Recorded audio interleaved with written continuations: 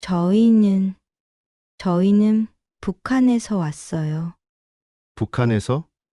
네, 저희는 탈북민입니다.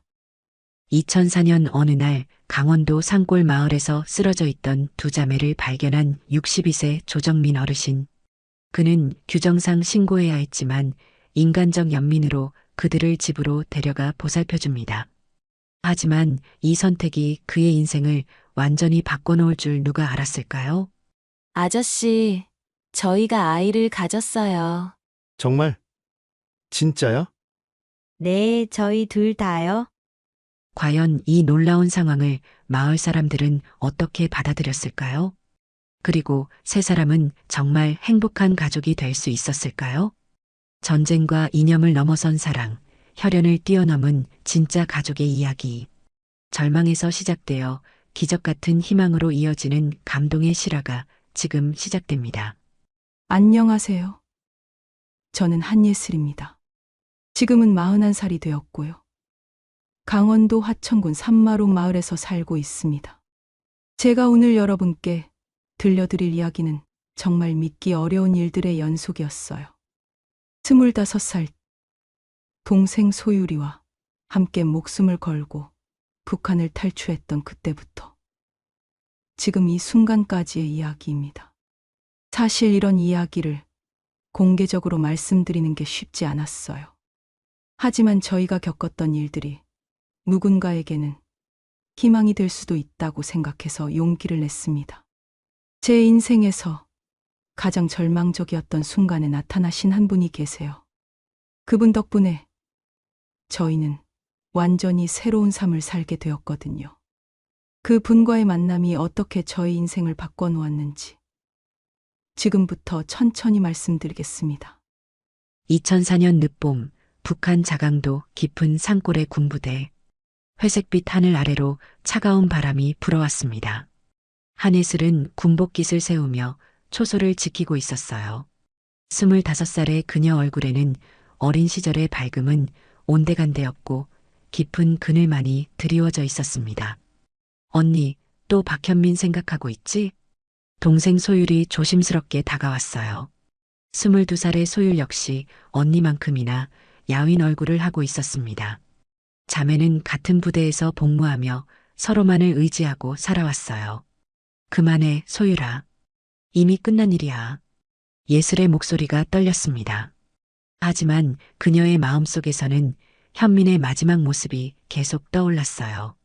그가 부대 내 부정부패를 고발하려다 반동분자로 몰려 처형당하던 그날의 충격은 아직도 생생했습니다. 언니도 알잖아. 현민 오빠가 얼마나 정의로운 사람이었는지. 그런 사람을 반동분자라고. 쉿, 조용히 해. 누가 들으면 어떡해? 예슬이 급하게 동생의 입을 막았어요. 이곳에서는 함부로 말할 수 없는 것들이 너무 많았습니다. 진실을 말하는 것조차 목숨을 걸어야 하는 곳이었으니까요. 소율도 자신만의 아픔을 안고 있었어요. 예술가 기질이 있던 김태준을 사랑했지만 그는 영양실조와 폐결핵으로 제대로 치료받지 못하고 세상을 떠났습니다. 겨우 20살의 나이에 말이에요. 태준이도 그랬어. 그림 그리는 걸 그렇게 좋아했는데. 소율의 눈에 눈물이 고였습니다. 태준이 마지막에 그려준 작은 스케치북이 아직도 그녀의 품속에 있었어요. 그것만이 그와의 유일한 추억이었습니다. 우리가 뭘 잘못했길래 이런 고생을 해야 하는 걸까, 언니? 모르겠어. 정말 모르겠어. 자매는 서로를 껴안고 울었어요. 그들에게는 더 이상 희망이 보이지 않았습니다. 사랑하는 사람들은 모두 떠났고 남은 것은 절망뿐이었어요. 며칠 후 부대 취사장에서 일하는 할머니가 자매를 불렀습니다. 김순덕 할머니는 60이 넘은 나이에도 부대에서 취사병으로 일하며 젊은 병사들을 친손주처럼 돌보는 분이었어요. 얘들아, 이리 와봐. 할머니의 주름진 얼굴에는 언제나 따뜻한 미소가 있었습니다. 하지만 오늘은 조금 달라 보였어요. 할머니, 무슨 일이세요? 너희들 여기서 계속 이렇게 살 거냐? 사랑하는 사람들 다 잃고 희망도 없이? 할머니의 말에 자매는 깜짝 놀랐어요. 이런 이야기를 하는 것도 위험한 일이었거든요. 할머니, 그런 말씀하시면 안 돼요. 아이고, 내 새끼들아. 할머니는 이제 죽어도 여한이 없어. 하지만 너희들은 달라야지. 할머니는 자매를 조용한 곳으로 데려갔습니다. 그리고는 작은 보따리를 꺼냈어요. 이건 내가 평생 모은 돈이야. 얼마 안 되지만 너희들이 새로운 삶을 시작하는데 도움이 될 거야. 할머니, 이게 무슨... 남쪽으로 가거라. 여기서는 너희들이 행복할 수 없어. 자매는 할머니의 말을 믿을 수 없었어요. 탈북이라는 것은 상상도 할 수 없는 일이었거든요. 할머니, 그런 일은 불가능해요. 그리고 너무 위험해요. 세상에 불가능한 일은 없어. 의지만 있으면 말이야. 할머니는 자매의 손을 꼭 잡았습니다. 거칠고 주름진 손이었지만 무한한 사랑이 담겨 있었어요. 할머니가 아는 사람이 있어. 그 사람이 도와줄 거야. 며칠 후 할머니가 소개해준 사람을 만났습니다. 이름도 나이도 알 수 없는 남자였지만 그의 눈빛에서 신뢰를 느낄 수 있었어요. 결심했습니까? 남자의 목소리는 낮고 진중했습니다. 네, 결심했습니다. 예슬이 대답했어요. 소율도 고개를 끄덕였습니다. 더 이상 이곳에서는 살 수 없다고 생각했거든요. 쉽지 않을 겁니다. 목숨을 걸어야 해요. 알고 있어요. 그럼 준비하세요. 며칠 후에 연락할게요. 탈북 준비는 생각보다 복잡했습니다. 경로를 외우고 비상시 행동 요령을 익히고 최소한의 짐만 준비해야 했어요. 가장 중요한 것은 들키지 않는 것이었습니다. 언니, 정말 괜찮을까? 괜찮을 거야. 우리는 살아야 해. 예슬이 동생의 어깨를 다독였습니다. 사실 그녀도 두려웠지만 동생 앞에서는 강한 모습을 보여야 했어요. 부대에는 박철수라는 하급 병사가 있었습니다. 20살의 어린 나이지만 마음씨가 착한 청년이었어요. 그는 자매의 사정을 듣고 도움을 주기로 했습니다. 누나들, 이거 가져가세요. 철수가 손으로 그린 지도를 건넸어요. 지뢰가 매설된 위치와 안전한 통로가 자세히 표시되어 있었습니다. 철수야, 이런 걸 주면 너도 위험해져. 괜찮아요. 누나들이 행복해지는 게 더 중요해요. 그의 순수한 마음에 자매는 감동했어요. 이렇게 착한 사람들이 있기에 아직 세상에 희망이 남아있다고 생각했습니다. 드디어 탈북 당일이 되었습니다. 깊은 밤, 자매는 가슴이 터질 것 같은 두려움을 안고 기다렸어요. 준비됐습니까? 브로커가 나타났습니다. 그는 특수부대 출신으로 이런 일에 경험이 많은 사람이었어요. 네, 준비됐습니다. 순덕 할머니가 마지막 인사를 위해 왔습니다. 내 새끼들아, 남쪽 가서 꼭 행복하게 살 거라. 할머니는 눈물을 흘리며 자매를 껴안았어요. 할머니, 고마워요. 정말 고마워요. 고맙긴. 할머니가 더 많이 해주지 못해서 미안해. 작별 인사를 마치고 탈출이 시작되었습니다. 순덕 할머니는 취사장에서 일부러 소동을 일으켜 경비들의 주의를 분산시켰어요. 철수는 감시초소에 불을 끄고 허공에 총을 쏘아 시간을 벌어주었습니다. 지금입니다. 따라오세요. 브로커의 안내로 자매는 부대를 빠져나왔어요. 심장이 터질 것 같았지만 발걸음을 멈출 수는 없었습니다. 험준한 산길이 계속되었어요. 가시던 불에 옷이 찢어지고 돌에 발이 다쳤지만 멈출 수 없었습니다. 뒤에서 추격대가 따라오고 있었거든요. 조금만 더 힘내세요. 거의 다 왔어요. 브로커의 격려에 자매는 마지막 힘을 냈어요. 드디어 철책선이 보였습니다. 남한과 북한을 가르는 경계선이었어요. 저기가 자유입니다. 브로커가 철책을 뚫고 있는 동안 총소리가 들렸어요. 추격대가 따라잡은 것입니다. 빨리 지나가세요. 브로커가 소리쳤어요. 자매는 철책을 통과했지만 브로커는 추격대를 유인하다가 총에 맞았습니다. 아저씨, 예슬이 돌아가려 했지만 브로커가 손을 저었어요. 가세요. 빨리. 그의 희생으로 자매는 간신히 남한 땅에 발을 디딜 수 있었습니다. 자유의 땅에 도착했지만 자매의 몸과 마음은 이미 한계에 달해 있었어요. 탈북 과정에서 받은 극심한 스트레스와 체력 소모로 더 이상 걸을 수가 없었습니다. 언니, 더 이상 못 걷겠어. 소율이 주저앉았어요. 예슬도 마찬가지였습니다. 강원도 화천 지역의 한적한 산길에서 자매는 쓰러졌습니다. 의식이 흐려지면서 그들은 생각했어요. 이렇게 죽는 건가? 하지만 운명은 그들에게 새로운 희망을 준비하고 있었습니다. 그들이 모르는 사이에 한 사람이 그들을 찾고 있었어요. 바로 조정민이라는 62살의 따뜻한 마음을 가진 남자였습니다. 아침 해가 떠오르면서 자매의 새로운 인생이 시작될 준비를 하고 있었어요. 절망에서 피어난 용기가 그들을 이곳까지 이끌었고, 이제 진짜 희망을 만날 시간이 다가오고 있었습니다. 순덕 할머니와 철수, 그리고 브로커의 희생은 헛되지 않을 것입니다. 자매는 살아남았고 자유를 얻었어요. 비록 의식을 잃고 쓰러져 있지만 그들의 가슴 속에는 새로운 삶에 대한 희망이 꺾이지 않고 남아 있었습니다. 현민과 태준의 죽음으로 시작된 절망의 터널을 지나 마침내 빛이 보이기 시작한 것이었어요. 자매는 아직 모르고 있었지만 곧 그들의 인생을 완전히 바꿀 운명적인 만남이 기다리고 있었습니다. 북한에서의 아픈 기억들은 이제 과거가 되었어요. 새로운 땅에서 새로운 희망을 키워갈 시간이 온 것입니다. 자매의 진짜 이야기는 이제부터 시작될 것이었어요. 2004년 늦여름 강원도 화천군 산마루 마을의 아침이 밝았습니다.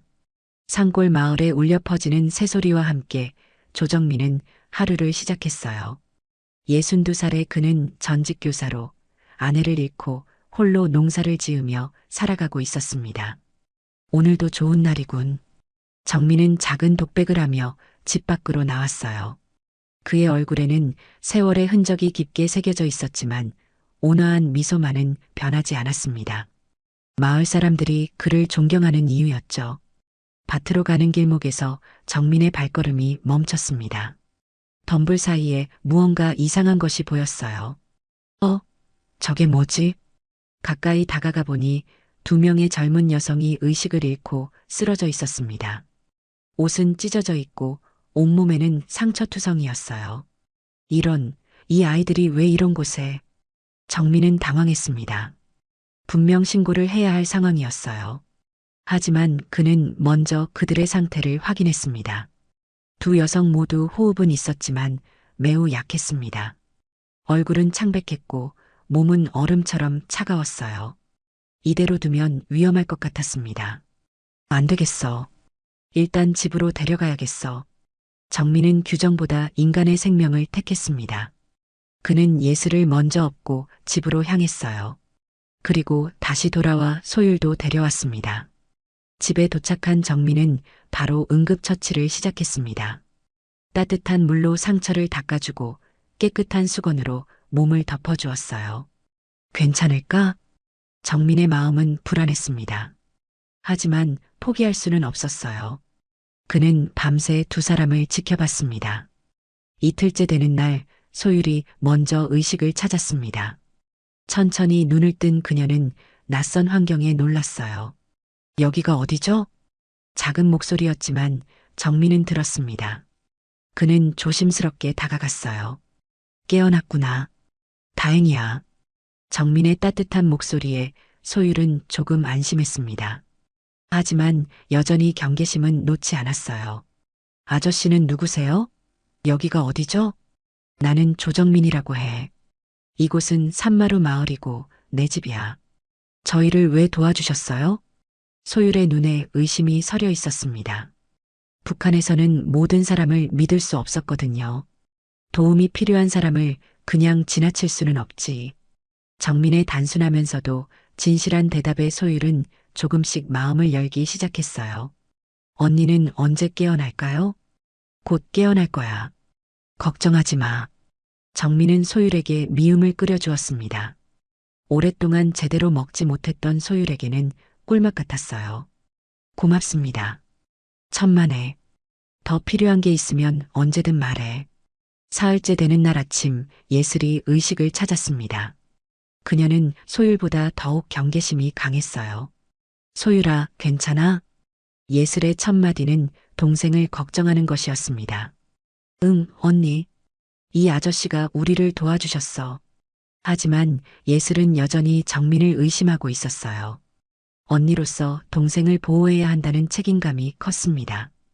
왜 우리를 도와주시는 거죠? 대가는 뭐예요? 예슬의 날카로운 질문에 정민은 씁쓸하게 웃었어요. 대가라니. 그런 건 바라지 않아. 세상에 공짜는 없어요. 분명 뭔가 원하시는 게 있을 거예요. 그럼 하나 부탁할게. 빨리 건강해져라. 그게 내가 바라는 전부야. 정민의 진심 어린 말에 예슬도 조금씩 경계심을 늦추기 시작했습니다. 다음 날부터 정민은 더욱 정성스럽게 자매를 돌봤어요. 약초를 달여 치료에 도움을 주고 영양가 있는 음식을 만들어 먹였습니다.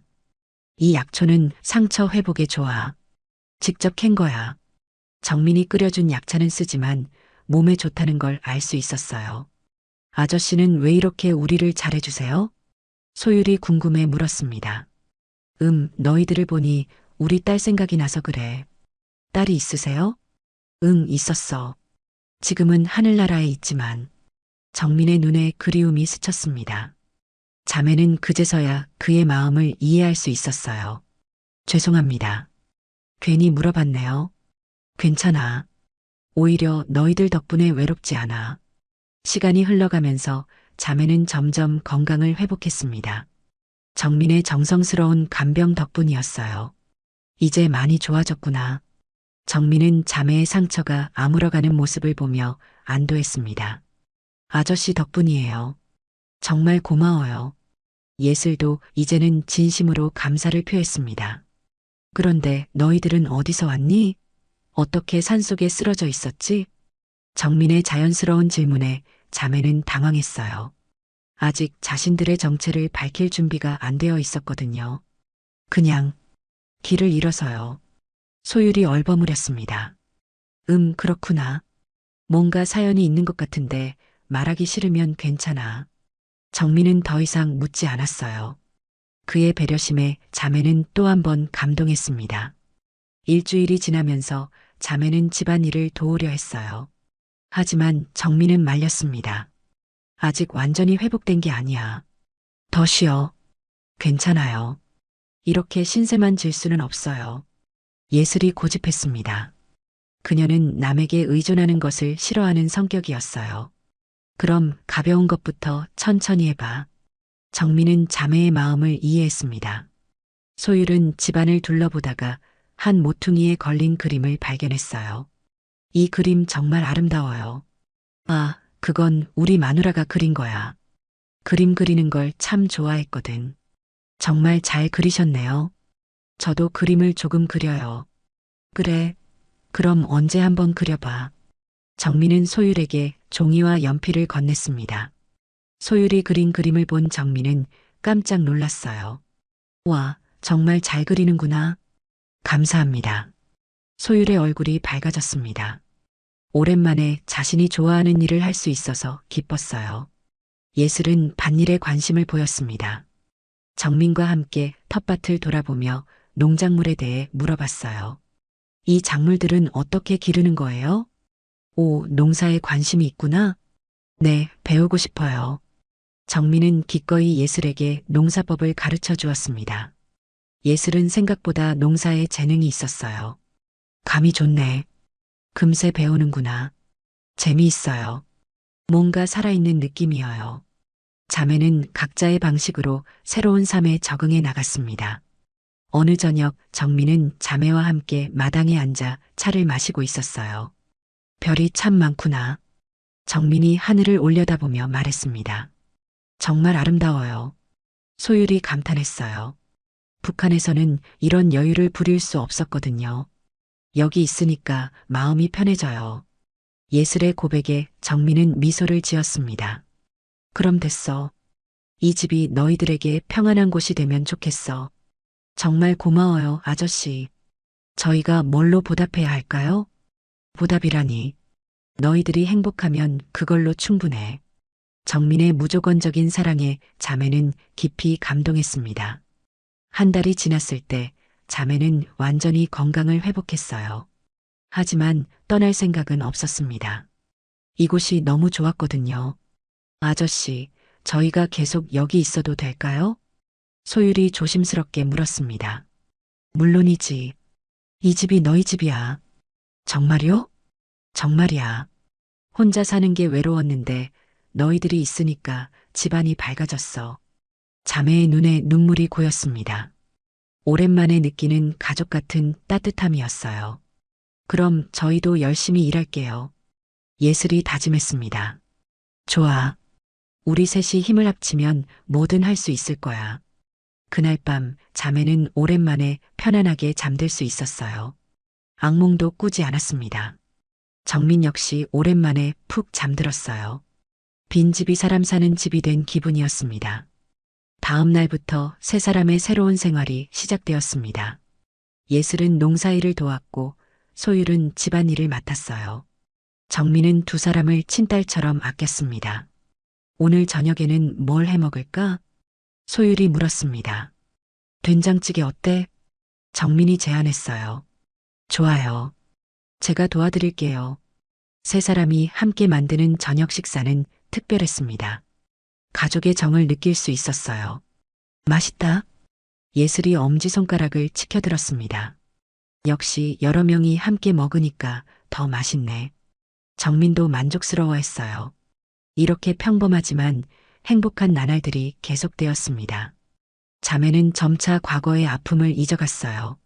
하지만 언젠가는 자신들의 정체를 밝혀야 할 때가 올 것이라는 걸 알고 있었습니다. 정민에게 거짓말을 계속할 수는 없었거든요.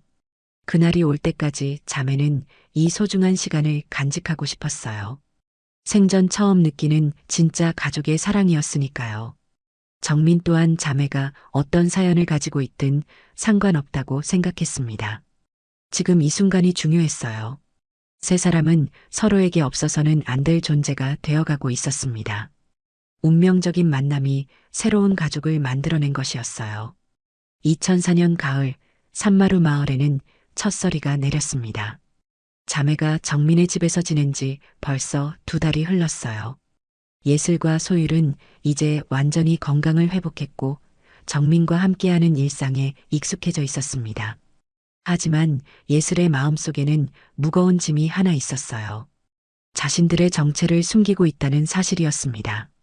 어느 달밤 예슬은 잠을 이루지 못하고 마당에 나와 있었습니다. 차가운 공기가 뺨을 스쳤지만 마음의 답답함은 사라지지 않았어요. 잠이 안 와? 정민이 나타났습니다. 그도 잠을 이루지 못하고 있었던 것 같았어요. 네, 조금 그래요. 예슬의 목소리는 평소보다 작았습니다. 무슨 걱정이라도 있니? 정민이 옆에 앉으며 물었습니다.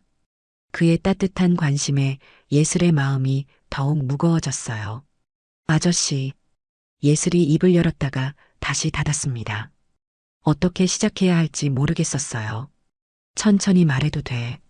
정민의 격려에 예슬은 용기를 냈습니다. 저희가 누군지 정말로 궁금하지 않으세요? 궁금하긴 하지. 하지만 너희들이 말하고 싶을 때까지 기다리려고 했어. 정민의 대답에 예슬은 더 이상 참을 수 없었습니다. 저희는 북한에서 왔어요. 정적이 흘렀습니다. 정민의 표정이 놀라움으로 굳어졌어요. 북한에서? 네, 저희는 탈북민입니다. 예슬의 눈에서 눈물이 흘러내렸습니다. 마침내 진실을 털어놓았다는 안도감과 동시에 두려움이 밀려왔어요. 정민은 한동안 말이 없었습니다. 예슬은 그가 자신들을 거부할까봐 두려웠어요. 그래서 그렇게 상처를 입고 있었구나. 정민이 천천히 입을 열었습니다. 예상과 달리 그의 목소리는 따뜻했어요. 무서워서 말하지 못했어요. 저희를 내쫓을까봐. 내쫓다니 무슨 소리야. 너희들이 어디서 왔든 상관없어. 정민의 말에 예슬은 고개를 들었습니다. 정말요? 정말이야. 중요한 건 지금 너희들이 여기 있다는 거잖아. 예슬은 더 이상 참을 수 없어서 울음을 터뜨렸습니다. 그동안 억눌러왔던 감정들이 한꺼번에 쏟아져 나왔어요. 고마워요. 정말 고마워요. 이제 마음 편하게 쉬어라. 아무 걱정 없이. 정민이 예슬의 어깨를 다독여 주었습니다. 다음 날 아침 예슬은 소율에게 어젯밤 일을 이야기했어요. 언니가 아저씨한테 다 말했어? 응. 더 이상 숨길 수 없었어. 아저씨 반응은 어땠어? 우리가 걱정한 것과는 달랐어. 오히려 더 따뜻하게 대해주시더라. 소율도 안도의 한숨을 쉬었습니다. 그날부터 세 사람 사이의 관계는 더욱 깊어졌어요. 더 이상 숨길 것이 없다는 해방감 때문이었습니다. 북한에서는 어떻게 살았니? 정민이 자연스럽게 물었습니다. 힘들었어요. 먹을 것도 부족하고 자유롭게 말할 수도 없었죠. 예슬이 대답했습니다. 그런데도 여기까지 왔구나. 대단해. 죽을 뻔했어요. 아저씨가 구해주지 않았다면. 소율의 말에 정민은 고개를 저었어요. 아니야. 너희들이 스스로 살아남은 거야. 나는 그저 도움을 준 것뿐이야. 시간이 흘러가면서 정민과 자매 사이의 관계는 단순한 보호자와 피보호자를 넘어서고 있었습니다. 예슬과 소율은 정민을 아버지처럼 의지하게 되었고 정민 역시 자매를 친딸처럼 아꼈어요. 어느 날 저녁 세 사람은 함께 차를 마시며 이야기를 나누고 있었습니다. 아저씨는 혼자 사시기 전에 어떻게 사셨어요? 소율이 궁금해서 물었습니다. 마누라와 딸과 함께 살았지. 행복했던 시절이었어. 정민의 눈에 그리움이 스쳤습니다. 어떻게 돌아가셨어요? 교통사고였어. 갑작스럽게 두 사람 다. 정민의 목소리가 떨렸습니다. 아직도 아픈 기억이었어요. 죄송해요. 괜히 물어봤네요. 괜찮아. 이제는 말할 수 있어. 그날 밤 예슬은 정민의 외로움을 깊이 이해할 수 있었습니다. 그들 모두 소중한 사람을 잃은 아픔이 있었거든요. 아저씨도 우리만큼 외로우셨구나. 그렇지. 하지만 너희들이 와서 다시 살 이유가 생겼어. 정민의 고백에 자매는 감동했습니다. 겨울이 깊어갈수록 세 사람의 유대는 더욱 깊어졌어요. 정민은 자매를 진짜 딸처럼 생각하게 되었고 자매들도 정민을 아버지처럼 따랐습니다. 어느 날 밤 예상치 못한 일이 벌어졌습니다. 자매와 정민 사이에 특별한 감정이 생긴 것이었어요. 추운 겨울밤 정민이 아파서 열이 났습니다. 자매는 밤새 그를 간병했어요. 괜찮으세요? 예슬이 정민의 이마에 손을 대며 걱정스럽게 물었습니다. 고마워. 너희들이 있어서 든든해. 정민이 예슬의 손을 잡았습니다. 그 순간 둘 사이에 특별한 감정이 흘렀어요. 소율도 마찬가지였습니다. 정민의 따뜻한 돌봄과 무조건적인 사랑에 깊이 감동하고 있었어요. 우리가 아저씨에게 얼마나 많은 빚을 졌는지 몰라. 빚이 아니야. 우리는 가족이잖아. 정민의 말에 두 자매의 마음이 더욱 흔들렸습니다. 봄이 되면서 더욱 놀라운 일이 벌어졌습니다.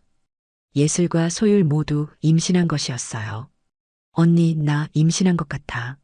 소율이 조심스럽게 말했습니다. 나도 그래. 예슬의 대답에 두 사람은 서로를 바라봤어요. 어떡하지? 일단 아저씨께 말씀드려야 해. 하지만 말하기가 쉽지 않았습니다. 어떻게 반응할지 알 수 없었거든요. 며칠을 고민한 끝에 예슬이 먼저 말을 꺼냈습니다. 아저씨, 할 말이 있어요. 무슨 말? 저희가 아이를 가졌어요. 정민은 깜짝 놀랐습니다. 예상치 못한 일이었어요. 정말? 네. 저희 둘 다요. 정민은 한참을 생각했습니다. 복잡한 감정이 그의 마음을 휘젓고 있었어요. 아저씨, 저희가 잘못했어요. 떠날게요. 예슬이 눈물을 흘리며 말했습니다. 아니야, 떠나지 마. 정민이 급하게 말렸어요. 하지만 이것도 운명인 것 같아. 우리 모두 새로운 시작을 하는 거야.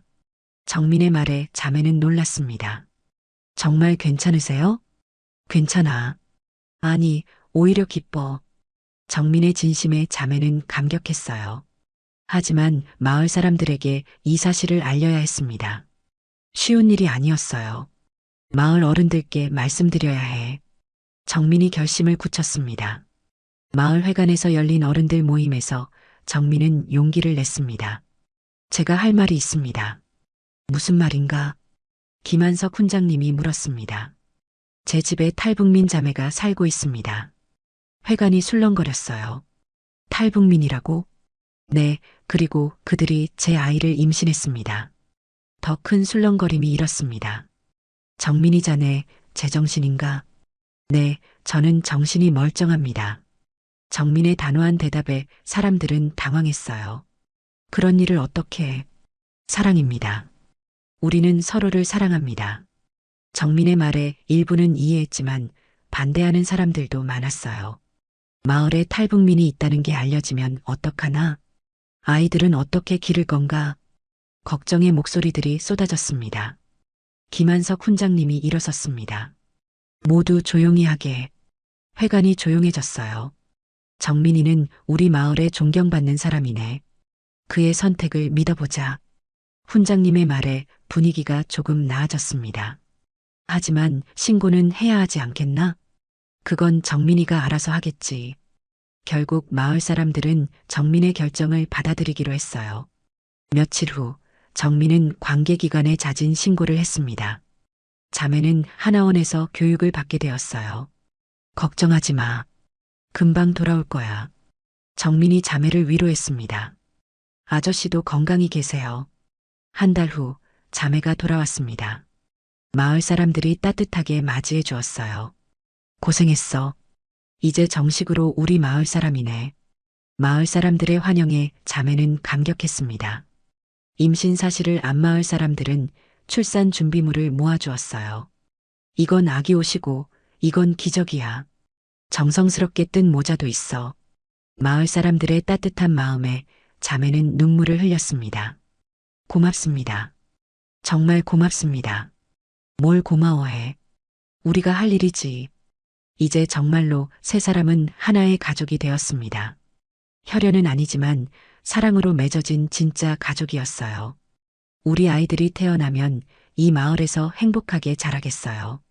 예슬의 말에 정민이 고개를 끄덕였습니다. 그럼 우리가 다 함께 키우자. 소율도 희망에 찬 목소리로 말했어요. 정말 꿈 같아. 이런 날이 올 줄 몰랐어. 세 사람은 서로를 껴안았습니다. 긴 고생 끝에 찾은 진짜 행복이었어요. 마을에 봄이 오고 자매의 배도 점점 불러왔습니다. 새 생명의 탄생을 기다리며 모든 사람들이 행복해했어요. 정민은 62살의 나이에 아버지가 될 준비를 하고 있었고 자매는 새로운 땅에서 새 생명을 기를 준비를 하고 있었습니다. 이제 정말로 새로운 가족의 이야기가 시작되는 것이었어요. 2005년 봄 산마루 마을에는 새 생명의 기운이 가득했습니다. 예슬의 배가 점점 불러오면서 출산이 임박해 있었어요. 정민은 62살의 나이에 아버지가 될 준비를 하며 분주하게 움직였습니다. 예슬아, 괜찮니? 정민이 예슬의 옆에서 조심스럽게 물었어요. 예슬은 배를 쓰다듬으며 미소를 지었습니다. 네, 괜찮아요. 아기들이 활발하게 움직여요. 아기들이라고? 네, 의사 선생님이 쌍둥이래요. 정민의 눈이 휘둥그레졌습니다. 기쁨과 놀라움이 동시에 밀려왔어요. 쌍둥이라니, 정말 큰 선물이구나. 소율도 옆에서 언니의 배를 신기하게 바라봤습니다. 자신도 임신 중이어서 더욱 설레었어요. 우리 집에 아기가 셋이나 태어나는구나. 정민이 감격스러워하며 말했습니다. 며칠 후 예슬이 진통을 시작했어요. 마을 사람들이 모두 나서서 도와주었습니다. 빨리 병원으로. 정민이 다급하게 소리쳤습니다. 병원에 도착한 후 긴 시간이 흘렀어요. 정민과 소율은 밖에서 애타게 기다렸습니다. 괜찮을까요? 소율이 걱정스럽게 물었어요. 괜찮을 거야. 예슬이는 강한 아이니까. 정민이 소율을 위로했지만 그 자신도 불안했습니다. 드디어 의사가 나왔어요. 축하합니다. 건강한 남매가 태어났어요. 정민과 소율은 기쁨에 겨워 서로를 껴안았습니다. 정말요? 정말 괜찮아요? 네, 어머니와 아기들 모두 건강해요. 병실에 들어간 정민은 갓 태어난 아기들을 보며 눈물을 흘렸어요. 고생했어, 예슬아. 고마워요, 아저씨. 아니, 이제 아빠라고 불러야죠. 예슬의 말에 정민은 더욱 감격했습니다. 이름은 뭐라고 지을까? 아들은 한빛솔, 딸은 한가온이 어때요? 빛과 따스함을 의미하거든요. 좋은 이름이야. 우리 빗소리 가온이. 정민이 아기들을 조심스럽게 안아보며 말했습니다. 한 달 후 집으로 돌아온 예슬과 아기들을 마을 사람들이 따뜻하게 맞아주었어요. 어머, 정말 예쁘게 생겼네. 빗소리는 아빠를 닮고 가온이는 엄마를 닮았어. 마을 사람들의 축복 속에서 새 가족이 시작되었습니다. 여름이 되자 소율의 출산도 다가왔어요. 이번에는 경험이 있어서 조금 더 여유로웠습니다. 언니처럼 쌍둥이면 어떡하지? 소율이 걱정 반 기대 반으로 말했어요. 그럼 더 좋지 뭐. 정민이 웃으며 대답했습니다. 소율은 딸 하나를 낳았어요. 이름은 한다온으로 지었습니다. 다온이도 정말 예쁘구나. 정민이 막내딸을 안으며 행복해했어요. 이제 정민의 집에는 새 아기의 울음소리가 끊이지 않았습니다. 하지만 그 울음소리가 오히려 집안을 더욱 밝게 만들었어요. 정말 시끄럽네. 정민이 웃으며 말했지만 그의 표정은 행복 그 자체였습니다. 미안해요. 밤에도 자주 깨우고. 예슬이 미안해했어요. 뭘 미안해해. 이런 소리 들으려고 기다렸는걸. 육아는 생각보다 힘들었습니다. 특히 새 아이를 동시에 키우는 것은 더욱 어려웠어요. 언니, 나 정말 힘들어. 소율이 지친 목소리로 말했습니다. 나도 그래. 하지만 우리가 힘을 합치면 할 수 있어. 예슬이 동생을 격려했어요. 정민도 60이 넘은 나이에 육아를 도우며 고생했습니다. 하지만 불평 한 번 하지 않았어요. 아이들이 울면 제가 볼게요. 아니야, 나도 할 수 있어. 정민은 밤에도 아이들을 돌보며 자매를 도왔습니다. 하지만 경제적인 어려움이 시작되었어요. 새 아이를 키우는 비용이 만만치 않았습니다. 분유값만 해도 큰 돈이네. 정민이 걱정스럽게 말했어요. 제가 일을 나가볼까요? 예슬이 제안했습니다. 아직 몸조리도 끝나지 않았는데 무슨 소리야. 하지만 현실적인 문제를 무시할 수는 없었어요. 정민의 농사 수입만으로는 부족했습니다.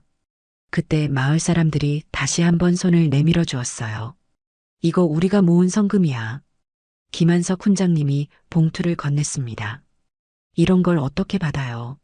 정민이 사양했지만 훈장님은 고개를 저었어요. 받아. 우리 마을 아이들이잖아. 마을 사람들의 따뜻한 마음에 가족들은 감격했습니다. 아이들이 조금 더 자란 후 예슬은 농사일에 본격적으로 참여했어요. 놀랍게도 그녀는 농사에 뛰어난 재능을 보였습니다. 예슬이 덕분에 올해 수확이 좋았어. 정민이 감탄했어요. 재미있어요. 뭔가 보람도 있고. 예슬은 농사일을 통해 자신의 가치를 발견했습니다. 소율은 그림 그리는 재능을 살려 마을 아이들을 가르치기 시작했어요. 소율 선생님, 이렇게 그리는 거 맞아요? 마을 아이들이 소율을 따랐습니다. 응, 잘했어. 더 자유롭게 그려봐. 소율의 미술 수업은 인기가 좋았어요. 부수입도 생겼습니다. 2007년 마을에 큰 수해가 일어났습니다. 모든 사람들이 피해를 입었어요. 집이 다 떠내려갔어. 마을 사람들이 절망하고 있었습니다. 정민과 자매는 앞장서서 복구 작업에 참여했어요. 우리가 할 수 있는 건 다 도와야지.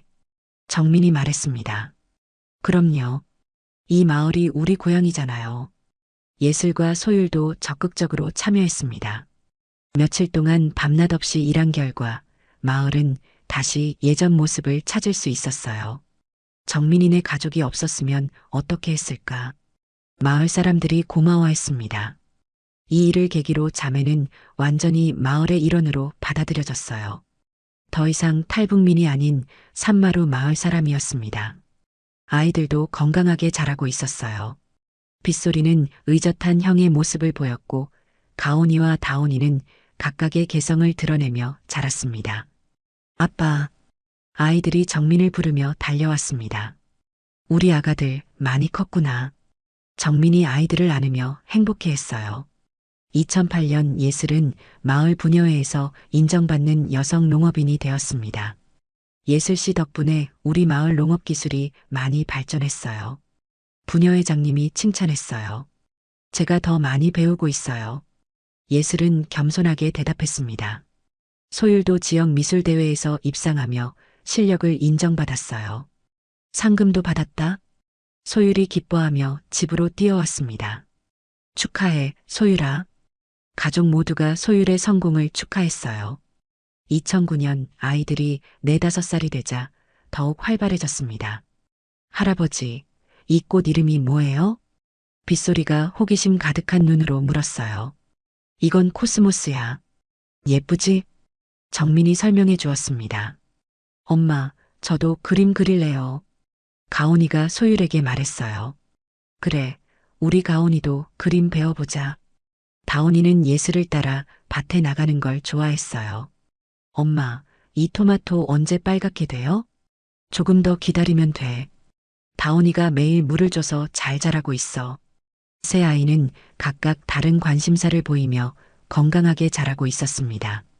2010년이 되자 정민은 68살이 되었어요. 나이가 들어서 예전만큼 활발하지는 않았지만 여전히 가족을 사랑하는 마음은 변하지 않았습니다. 아저씨, 무리하지 마세요. 예슬이 걱정스럽게 말했어요. 괜찮아. 아이들 크는 걸 봐야지.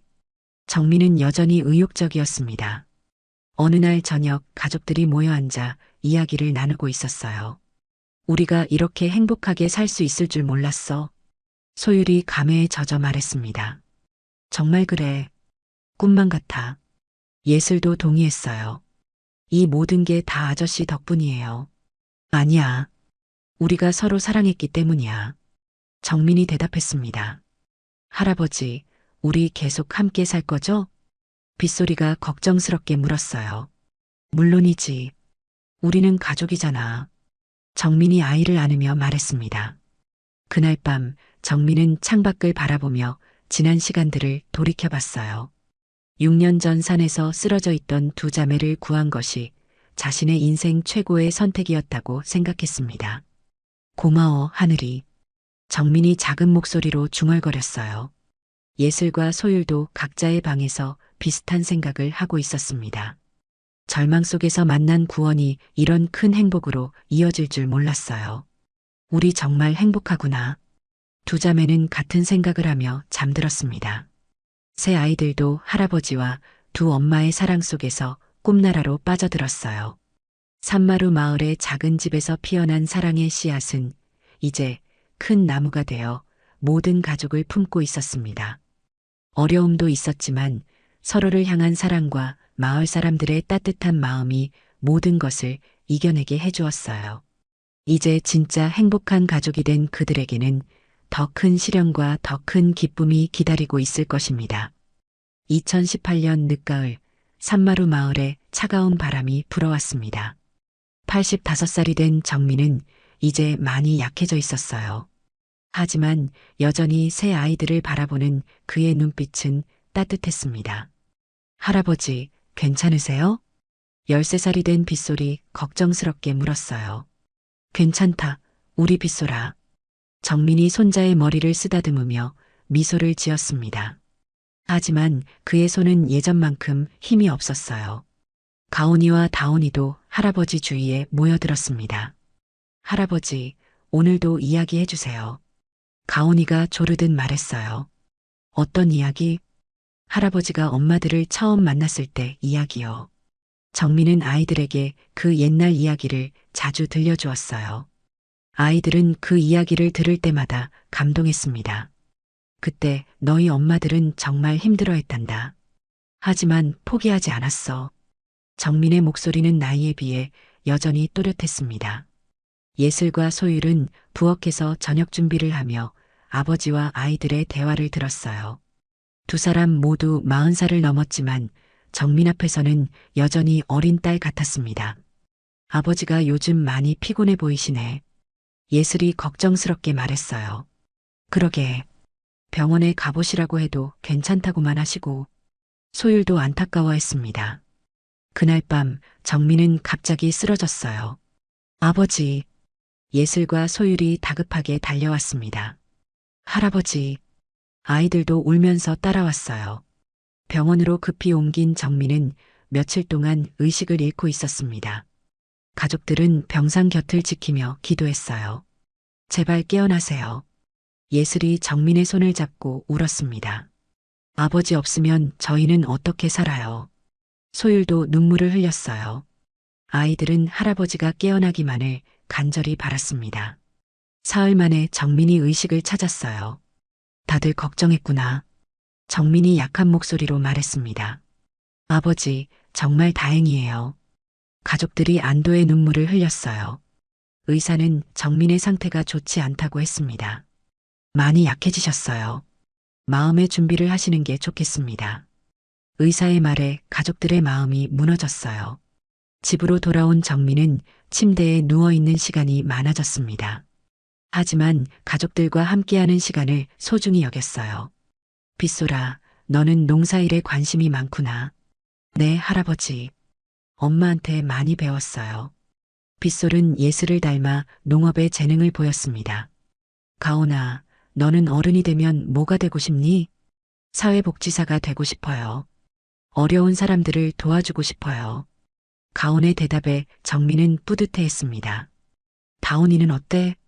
저는 화가가 될 거예요. 엄마처럼 예쁜 그림 그릴 거예요. 다온은 소율을 닮아 그림에 재능이 있었어요. 우리 아이들 모두 훌륭하게 자랐구나. 정민이 감격스러워하며 말했습니다.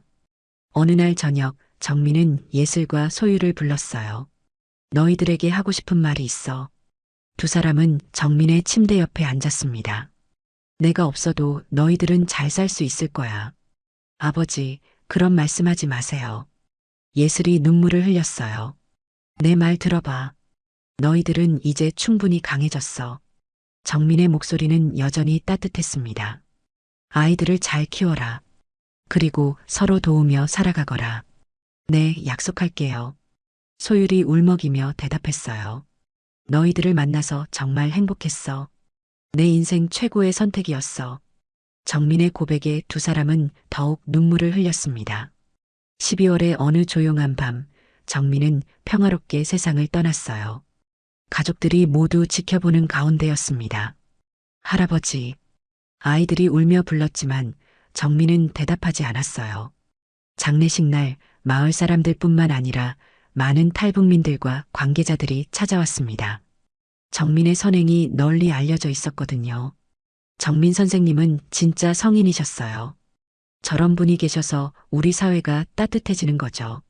사람들이 정민을 기리며 말했습니다. 아버지가 우리에게 보여준 사랑을 잊지 않겠습니다.